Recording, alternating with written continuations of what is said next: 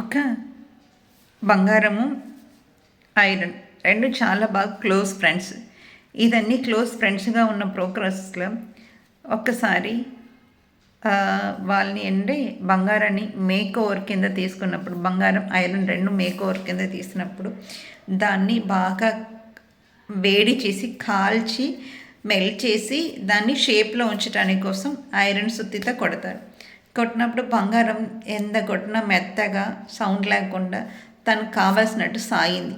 కానీ ఐరన్ ఏమో సాగలేదు, సౌండ్ ఎక్కువ చేసింది. బంగారం అడిగిందంట, అసలు ఎందుకు అంత సౌండ్ చేస్తున్నావు?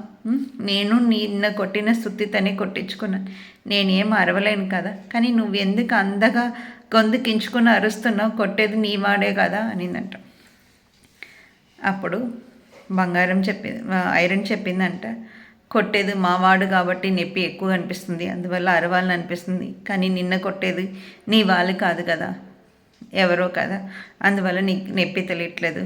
రియాలిటీలో మన వాళ్ళు మనని తిట్టినప్పుడు మనకు పెద్దగా అనిపించదు, కానీ మన కానవాళ్ళు అన్నీ ఏదో రంగా ఏదో మాటలు ఉంటాయి, అది మనం మెంటల్గా రొయిన్ చేసుకుని ఆ రోజు కాదు 4 రోజులు కాదు 5 రోజులు లైఫ్లో ఎప్పుడు మర్చిపోలేని విధంగా బాధ పెడతా ఉంటుంది. అలాంటి వాటిలో వినకుండా ఉంటాం చాలా సేఫ్. అలా ఉన్నప్పుడు శివుడు ఉంటే బాగుంటుందని అనిపిస్తుంది కదా.